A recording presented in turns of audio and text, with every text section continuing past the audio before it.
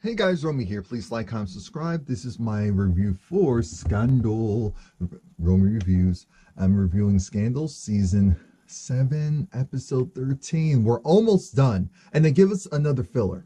And I said, all right, that's fine, because that means I can get through this quickly. So the episode's entitled Air Force 2. And we find out what Air Force 2 actually is, because I'm like, I only know what Air Force 1 is. But it starts with Cyrus, and he's giggling like a schoolgirl, and I'm like, what is with this dude? What is going on? He's telling his assistant how he has so many jokes. He has a Sally Langston joke. He's ready to go. And as it turns out, he talks to Mellie, because his assistant tells him, you didn't check your email? No, of course I didn't check my email. That's what you're for. He didn't say that. That's what I was thinking. But Mellie says, you need to go to a cyber security summit meeting, and he was pissed. He was pissed because he's like, this is the stepping stone. This roast, if you will, is a stepping stone in order to eventually go to the White House. And his whole thing is, you're taking me off of this, you're taking away my opportunity, and then to make matters worse, you're giving it to Jake, of all people, Jake. And he was like, are you stupid or are you dumb? That's essentially how Cyrus was reacting. And Mellie was like, watch it. Her deep voice of, watch it. I'm a woman, but you're not going to go and talk to me any type of way. Watch it. And I said, oh, Cyrus is not going to take that lightly. So now we see David's getting ready to go, and he's talking to Abby and making general light conversation to figure out where they're going to go dinner-wise. So he mentions this restaurant, and it sets off an alarm in Abby's mind. She's like, that's the restaurant that people go to when you want to propose. So she has Charlie and Huck. They're essentially reduced to, it is so weird.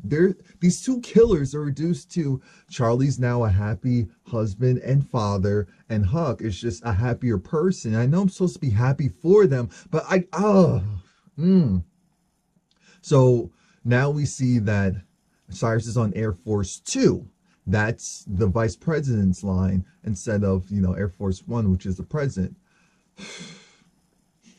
They hack into David's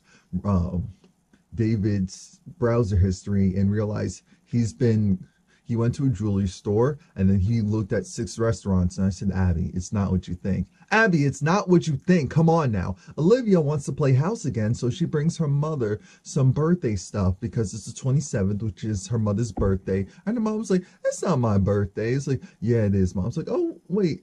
So you got me my favorite stuff and you're going to stay with me? Because Olivia realized how nice it is to have a regular mom who just wants to be there for her daughter and is trying to replicate that with her own mother. But let's be real, we know that's not going to happen. But I guess we're supposed to keep hope alive. Keep hope alive. There's an issue. Air Force 1 has been compromised. It's been hacked. They have no idea who hacked it.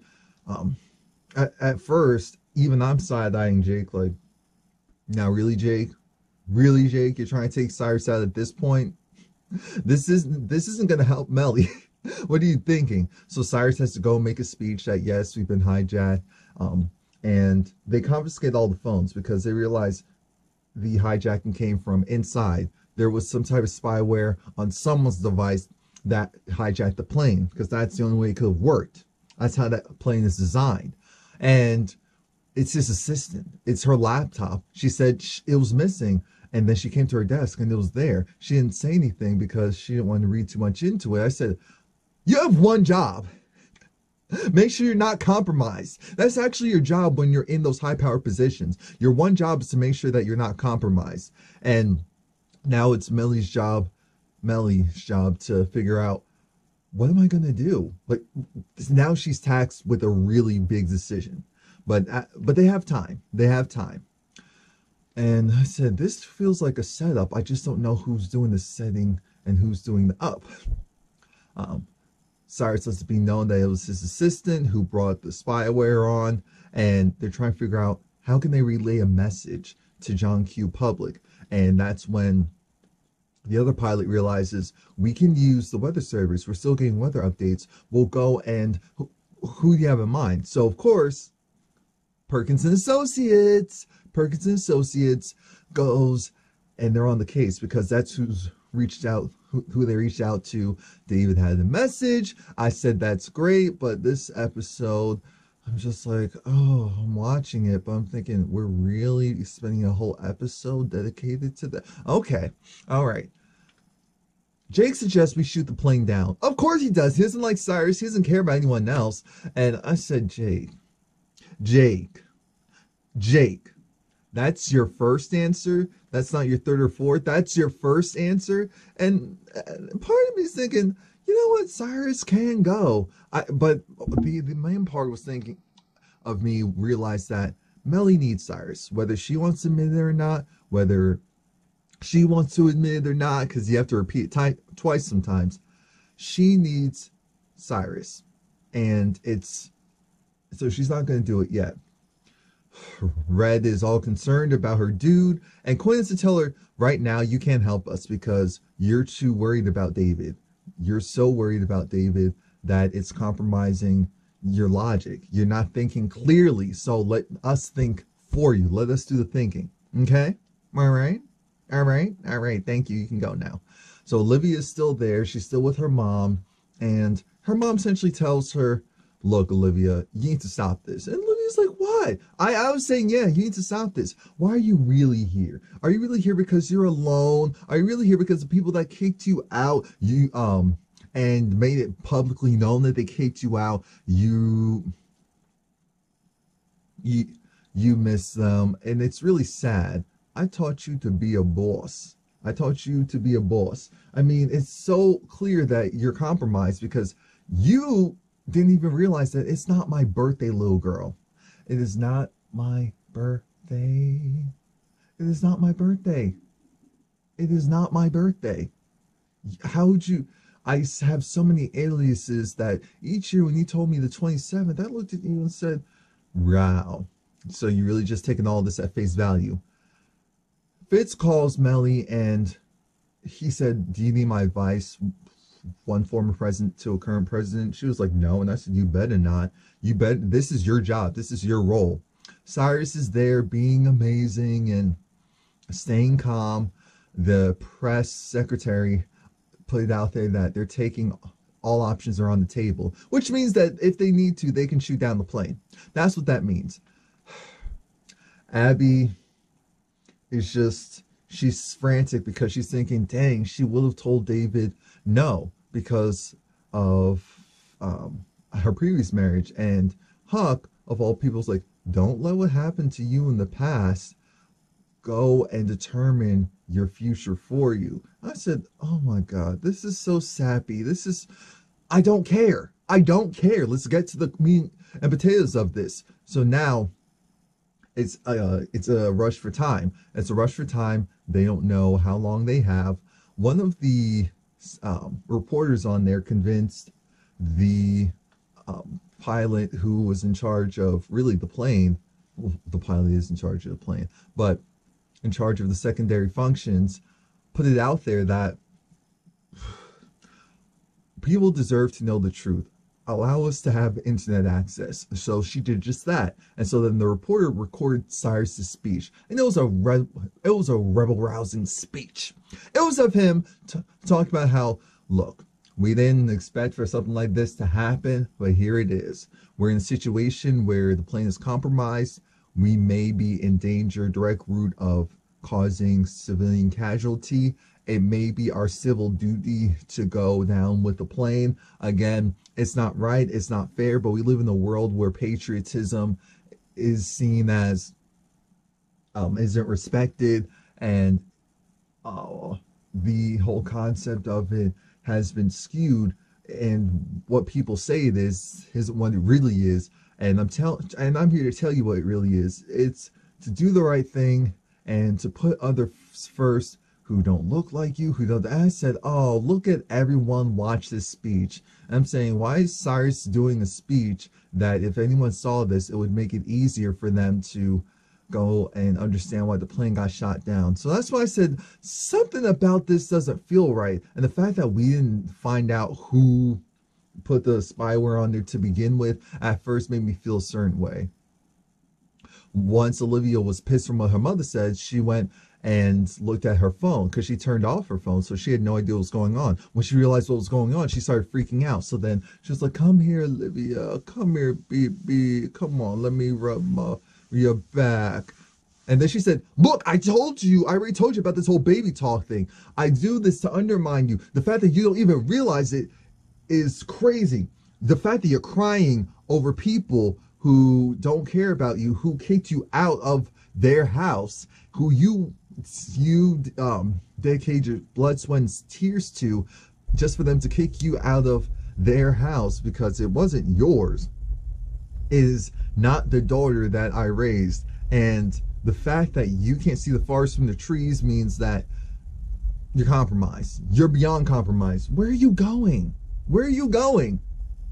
You know Olivia doesn't want to hear all that. You know Olivia thinks she can do something even though she doesn't have any real allies. So now Jake is again trying to talk to Mellie and ask the hard question of, so what are we really going to do?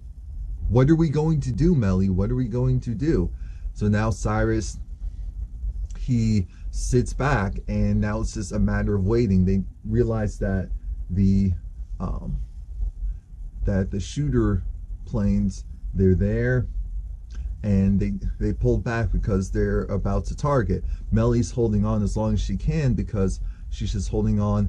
They're trying to see if they can get some type of communication with the plane. That means that they'll be able to that they don't have to shoot it down. And so QPA was working really hard. Charlie finally cracks the code, and I said, "Charlie of all people cracks the code? Okay." And so once he does that, they give it over to Huck, and then we don't see what happens because Mellie's still holding out. And I said, "Mellie, the time right now, you actually have to make a decision." And the next scene we see is that it's Red. Abby's talking to David. He comes back home, and Abby talks about the speech, how, look, before any of this, I definitely wouldn't have gone and accepted a ring or a marriage, but you know, now I realize how stupid that is, how crazy that is, and you just need to, no, I don't need any big ceremony, I don't need a fancy restaurant, I don't need any of that. I just need for you to just go and do it right now. Just do it right now. And that's when I realized, ooh, he doesn't have a ring. He said, "I wasn't gonna marry you. I went to a jewelry store for my mother." "And you're really picky, so I had to figure out what's the best restaurant for you. That's why this whole thing happened." She was looking at him like, "What?" "Abby, I know you and I love you. Why would I ever go and propose marriage when I know you had a horrible marriage? I know that's not for you anymore." The look on Abby's face, like, you know me. You know me. That's a real one right there. So Fitz is at the White House. He's drinking his brown. Mellie's drinking her clear. I said, "Mellie, you really like drinking that moonshine, don't you?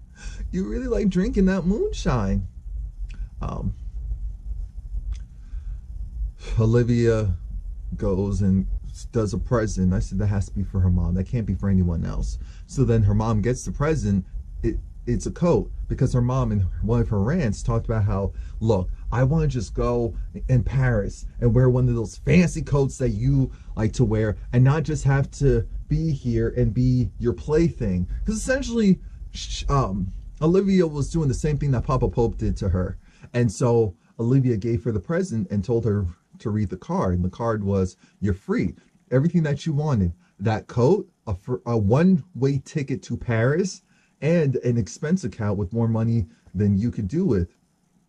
And I said, "Wait a minute, what?" And she essentially said, "I hear you, Mom. I know it's not right. Happy birthday." And Mama Pope was so touched. I've never seen her shook in my life. She was speechless because it was like she's free. That's all she ever wanted, was to be free and do whatever she wanted. And my only thing is, so I'm assuming you have shooters on her at all times because you can't trust her. That's why I'm thinking, that's why we locked her up in the first place, because she can't be trusted. Wasn't that the whole point? But I am happy that they stopped playing this little game because the show's ending. We're never going to see Mama Pope ever again unless she's going to come back to try and save her daughter because of what happens next. So this is the meat and potatoes. Olivia goes to Cyrus, and I said, all right, Olivia, we're on the same accord. She goes and says, it's amazing how right up until the wire, they were about to go and shoot. We know the protocol, and yet they're able to not only gain access to your plane, they're able to control was reestablished. So you didn't get to go to that meeting you wanted to go, go to that roast you wanted to go to, because Mellie is listening to Jake, putting more focus on Jake, and that speech that you gave, it really resonated with the people, and Mellie even thanking you for how you acted. It's a nice setup for a run at presidency. And I said, yep, that's what it is. He set this up. It's like, you did it. You're the one. But why Air Force Two? Because that was my thing. Who hijacks Air Force Two? Most people don't even realize there's an Air Force Two. Said, bingo, Yahtzee. And that's when he just had the look of, I have no idea what you're talking about. But then he kind of drops that and says, well, running, 8 years? 7 more years? That kind of seems long. So I said, uh-oh. Olivia said, oh, so you expect Mellie to be a one-term president? And he said, a term? 3 more years even seems too long. I said, oh, no. He's going to take it from right up under her. Again, this whole thing is a setup, and that's how we're going to end the series. We're going to end the series by Olivia making good with her peoples again in order to go after Cyrus, because Cyrus wants the White House. He loved Fitz, so that's the only reason why he tolerated Fitz being in there for so long, even though he despised Fitz as a president overall, or his ability to lead. And Mellie, he never took her too seriously, so it makes sense. See, that's always the person you have to watch out for, the person that smiles in your face. They smile in your face. So, guys, next week, the scandal review will be up on Saturday instead of on Friday. And please like, comment, subscribe if you didn't already do so. Come back next week.